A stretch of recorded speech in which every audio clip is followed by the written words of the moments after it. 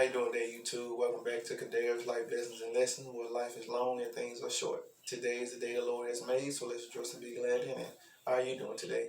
I'm blessed, and so are you. So today's story will be about the time I was at Amazon.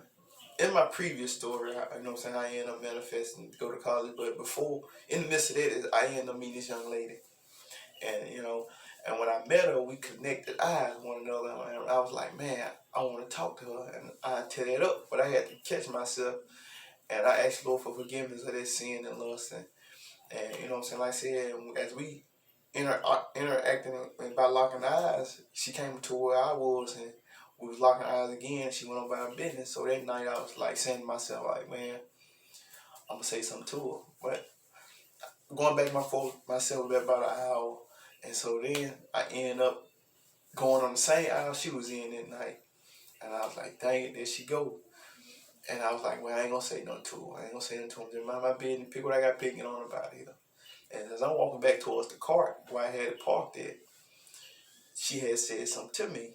And then she said something to me. Like I said, I wasn't gonna say nothing, and the spirit just came over me and just said, just say something to her, Kadarius. Don't be like this. She need a guy like you, and elaborate more about the situation. And I said, okay. And when I said okay, and said something to it, it broke the silence of me.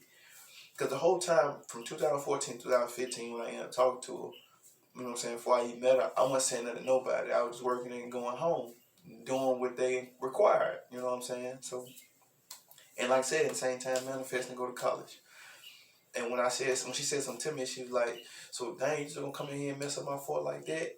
And I had said something to her, I was like, nah, I wouldn't do you like that. You don't deserve nothing like that. And we chuckled and went on about my business.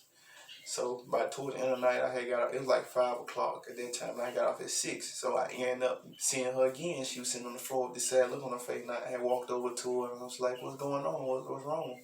She was like, I'm tired, I'm just ready to go. You know what I'm saying, or whatever. And I was like, okay, cool, I understand. I was like, just be patient. You ain't got long. I asked her what time she got off. She told me, and it was 5:30. I'm like, well, you ain't got that long. You know what I'm saying? So just be patient. You'll be all right. And boom, we got talking more, and basically, you know what I'm saying, about relationships and everything. And I had told her, I said, if I ever get in a relationship again, it'll be my last relationship, and what I require and what I don't require of myself and another person. And the same, she gave me the same, vice versa. And at the end of the conversation, I'm like, can I get your number, or do you want to exchange number? How we going to go about doing that? She thought about it for a minute. She was like, well, I can take your number. And it was in August 28th. I was like, okay, cool. Gave her my number and left it at that. So she hit me up on September the 1st. So she ended up, coming over. The first night she came, we just talked and kept it cordial, but I knew she wanted to, have intercourse, but I didn't do that. Now, being a responsible person about the situation. So she ended up coming over the next day. And boom, got herself in some trouble. And in the midst of that, the condom had broke. And I had told her, I was like, dang, the condom broke. And she was like, you supposed to keep it in. And stopped what I was doing after that, and and we went on about our business for that day. So as time goes on, I had this feeling that, I wasn't feeling right. And I felt like I wanted to throw up. And I had told her the same thing. And she was like, I felt the same way. And I was like, well, I'm going to get some pregnancy tests and see what's up. And she agreed to it.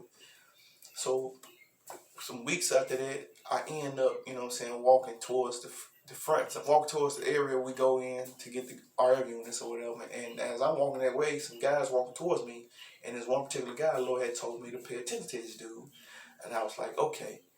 And I said, okay, Lord, thank you for the blessing, but protect me from whatever it is that I do that I know of.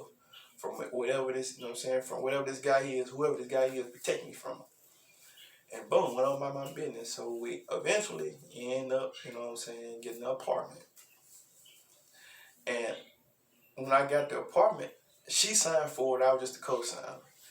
And the day and time got moved in was in October of 2015. I was like, it's something didn't feel right with me, I was excited to move in, but something in my gut just wasn't right. So I told my sister about the situation or whatever, and I still ended up moving. So we get to the apartment or whatever. So the next day, me, her, and her grandma or whatever went to go shopping for the apartment. So wherever we went, the grandma bought whatever she wanted. So we get back to the apartment to unload everything. I look in the trunk. She had some football equipment in there, and it wasn't mine. So I was like, either her brothers or another dude. So I looked at the stuff and I looked at her. She looked at me, and she had this distinct look on her face.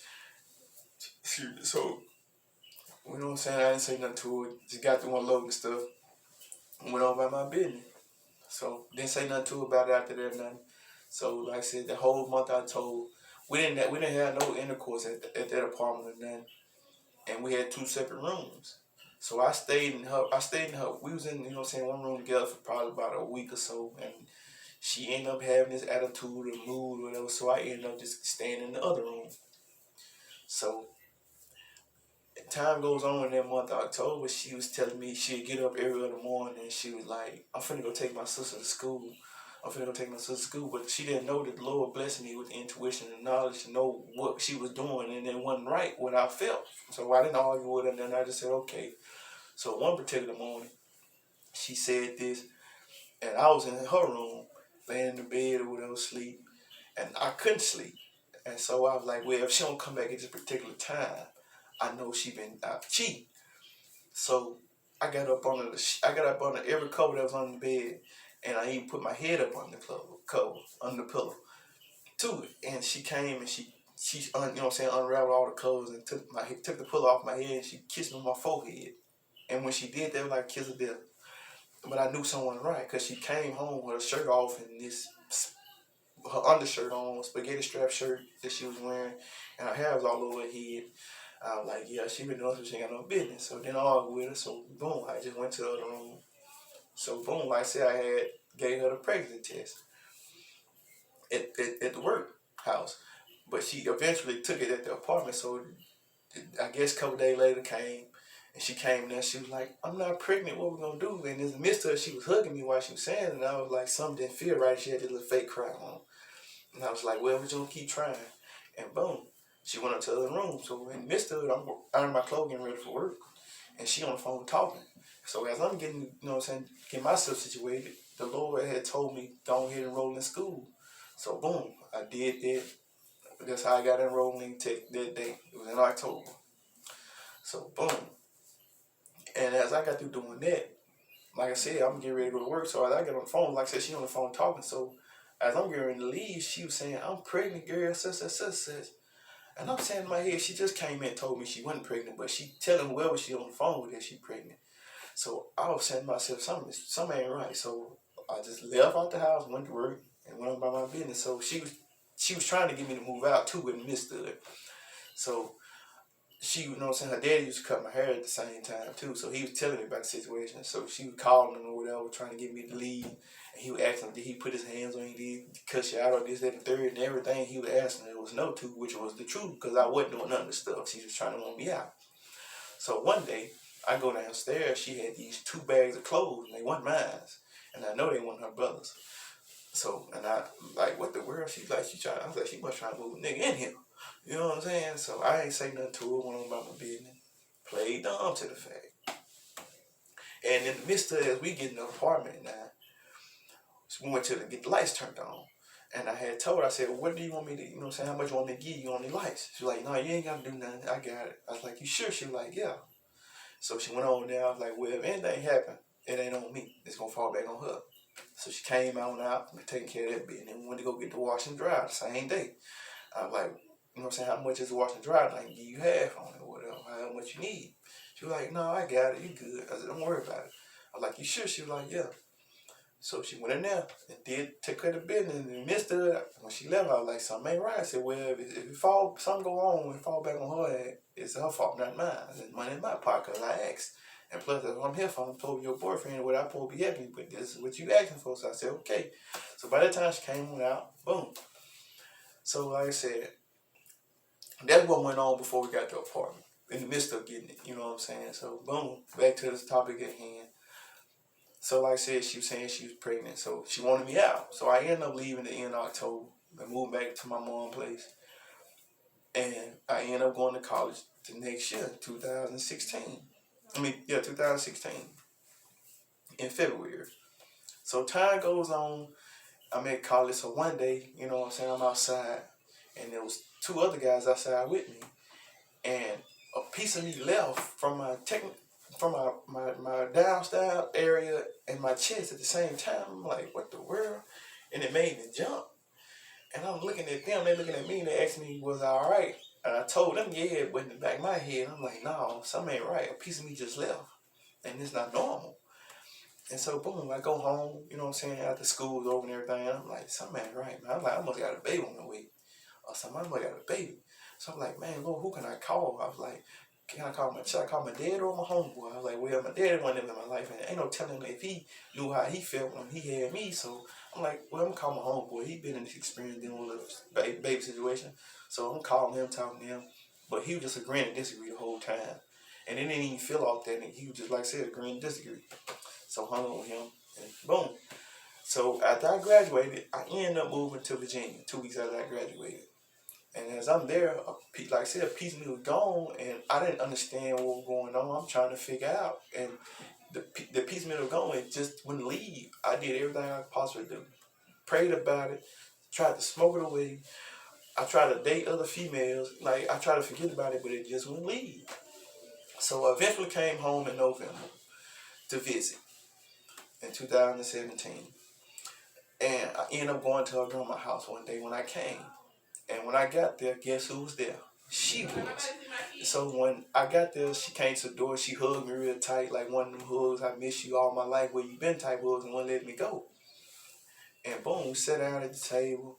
I'm talking to her grandma, and she was sitting there, and, you know what I'm saying, interacting with my grandma, telling her where I had moved and everything. And I could feel her looking at me, you know. And every time I looked at her, asked her, she was like, nothing. I'm just looking, nothing. So I end up leaving or whatever, and she was like, you still got the same number? I was like, yeah. She was like, because I'm trying to get in contact with you with such. And boom, exchange numbers or whatever. So she ended up telling me she had a baby and this, that, and the third or whatever. So, and like I said, she asked me, was I ever moving back? Did I ever have a girlfriend? And I kept telling her, no, I don't ever plan on moving back. And I told her, no, I didn't. And I did, but she did the same thing you did. Cheated on me. So, no, I'm single. And no, I'm planning on moving back. So, ended up coming back again in December. So, when I came back in December, she ended up, you know what I'm saying, asked me did I want to go out to eat or whatever. I'm like, yeah, we can't even go out for lunch. So we went to go Cracker Barrel. It was her and the baby. So as we leaving out, because it was packed, it was 45-minute wait. So I was like, well, we just go back to my mom's place. So we went back there. As we walking out of Cracker Barrel, they were on the sidewalk, and I'm walking in the street beside them. As I'm turning towards them, talking, the baby looking at me, and I'm looking at them, and she stopped, and she said, do you want to go to him? I didn't reach for him or anything. He reached for me. And when he reached for me, I took him and walked into the car and put him in the car seat, came back to my mom's house. And boom, we was, you know what I'm saying, talking or whatever. And I'm paying attention to him to see, you know what I'm saying, was he mine, this, that, and the third. And the whole time, the dude that the Lord had told me to pay attention to, that was the dude she was cheating with the whole entire time. Like, literally. So, you know what I'm saying, I did everything the Lord had me do in the midst of it after I had ended up moving back 2018. And, you know what I'm saying, the situation still is open at this point, where I'm just letting the Lord have his way and better myself and doing the Lord have me do it with a purpose in my life.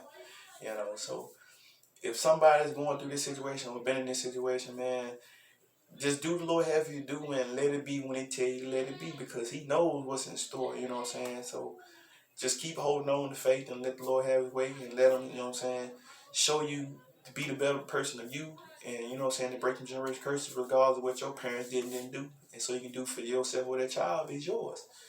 And, and I learned a valuable lesson, you know what I'm saying? Don't talk to people that set up your workouts unless the Lord, you know what I'm saying, place you in that situation. And if it's out of lust and not all that unnecessary stuff, don't do it, you know. And I was, you know what I'm saying, I was placing her life to help her, and I would end up talking to her father and her grandma and her brothers as well. So it was just what I did in the midst of it, you know what I'm saying, having intercourse. But the Lord had placed me in her life and vice versa. It's just that part what messed it up, So, but I learned a valuable lesson from that, you know what I'm saying? And don't put your trust in man to fail you every time. And I didn't put my trust in her. I just took her word for her bond, you know. And what was so crazy, so we was at her grandma's house one day, like a couple days after we had, was shopping for the apartment or whatever. And we was in her room talking, so her phone rang 3 different times. So the first time she answered, she's like, I'm gonna call you back. I'm talking to my grandma who has some business, and hung up. So it just kept ringing and kept ringing. So she eventually answered the phone. And she was like, I told you I'd call you back, such, such, such, such. So when she said that, I bust out and said, I said, dang, y'all must be screwing. But I said the F word. And she looked at me with this look, and her grandma looked at both of us like, ooh wee. And so she went downstairs. So me and her grandma was still talking. And we was watching the basketball game. The Lakers was playing the Pistons, I think, at that time. And so boom. And the grandma was like, I'm finna go to sleep or whatever. So I went back into her room, which her room was, and watching morning. Like I said, she downstairs on the phone. And I can hear her arguing on the phone whoever she was talking to. So boom.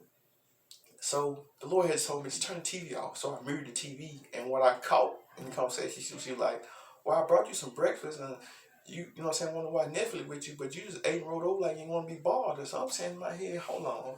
For one, she didn't buy me no breakfast. Two, I ain't never watched Netflix. But three, I ain't just gonna roll over and didn't want to be bothered with it. I was like, it can't be me. I was like, either she gay or it's another dude. So I was like, I'm finna go. So I ended up leaving, walking downstairs. She on the phone, talking, whatever. Now I said, I'm finna go. So she was like, okay. And whoever she's on the phone with was the dude. He asked, was this me? He said, that's so and I could tell that that's what he asked because she paused and she was like, yeah. And I went on by my business and I left and go back to the apartment. So as I'm going back to the apartment, she ended up hitting me with this long 5-page text message telling me so she ain't got to explain herself and this, that, and the third. What she was telling me was wrong, what she should have been telling the dude she's on the phone with. So she did the opposite, you know what I'm saying? And so it was crazy. So in the midst of, like I said, me going to visit her as I had moved back and everything, it was her grandma friend, me and her. So one day, you know what I'm saying, the little boy was outside playing. And when I was walking down the hill, he was on the staircase at her grandma's house and he was playing. So when he seen me, he stopped everything he was doing and was paying attention to me. And I'm looking at him and looking at his mama. So when I hugged his mama and sat down, he started back playing. And so, you know what I'm saying, after that, we was talking to whatever, interacting with him. And the friend had said, dang, I'm glad you got his dad in his life. And then she said something about, I had this ring on my finger. And she was like, you got your husband out here and everything. But when she said something about the father situation, we looked at each other, we laughing. And when she said something about the husband situation, we looked at each other and I'm saying in my head, I don't know nothing about all that now. You know what I'm saying? But the baby situation, yeah. So the night goes on, the grandma went in the house. And me, her, and the grandma friend was outside. And the baby was sitting in her lap. He was probably like 2, 3 at a time. I think 2 or 3 at a time.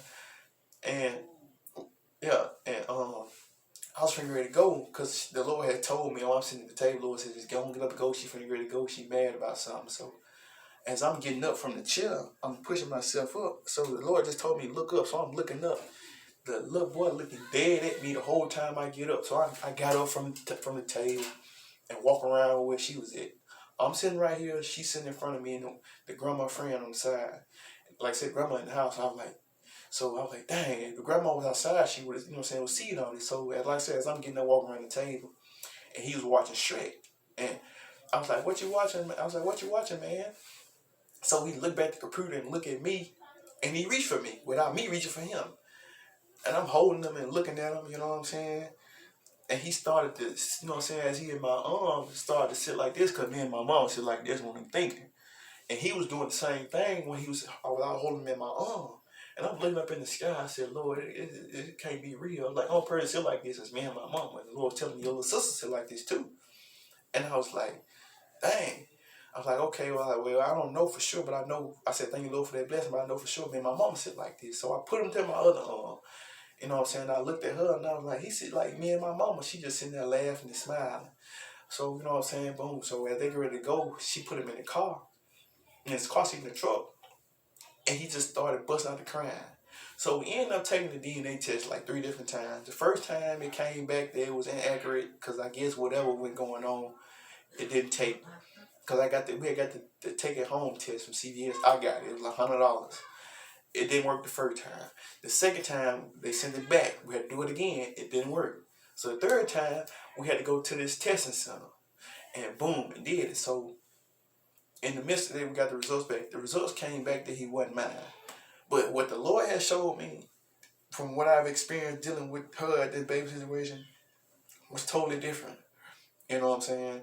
So the situation is still open at this case, but at the same time, I did what the Lord allowed me to do in the midst of it. And when the Lord said enough was enough, enough was enough. So still to this day, you know what I'm saying, this has been going on since 2015, and today is 2021. And you know what I'm saying, like I said, I did everything the Lord had me doing in the midst of it. So I'm just, you know what I'm saying, waiting and in the midst of doing the will and purpose the Lord got upon my life and preparing myself for what's ahead, because I know, you know what I'm saying, what I was doing, and I know, you know what I'm saying, what I felt, what the Lord showed me, regardless of what that DNA test said. And if he wasn't mine, I would never went through what I went through. And ain't no other child gonna reach for somebody else if they want his. And plus, she wouldn't have me around him if he wasn't mine. You know what I'm saying? And she would never ask these necessary questions. You know what I'm saying? If he wasn't mine. You know what I'm saying? But she did. And then there's another thing. She named him after this dude. And when she told me that, that burnt the inside of me like a feeling I never had before. Like, literally. So, like I said, the Lord showed me, if, you know what I'm saying, he's mine regardless of what DNA test said. And like I said, still to this day, you know what I'm saying, I'm just patiently waiting. You know what I'm saying? So the Lord knows what is at hand just as well as I do. And he knows more about the situation. So I'm just continuing to move forward in life. So like I said, if you're in the same situation, man, just do what the Lord have you do and be patient and leave the situation be. And keep being the best version of yourself through Christ, because I promise he gonna work out in due time. And I thank y'all for being in tune to this video. Y'all have a blessed day and stay prayed up and stay prosperous and abundant. And may the Lord continue to bless you on your journey. Peace. I love you.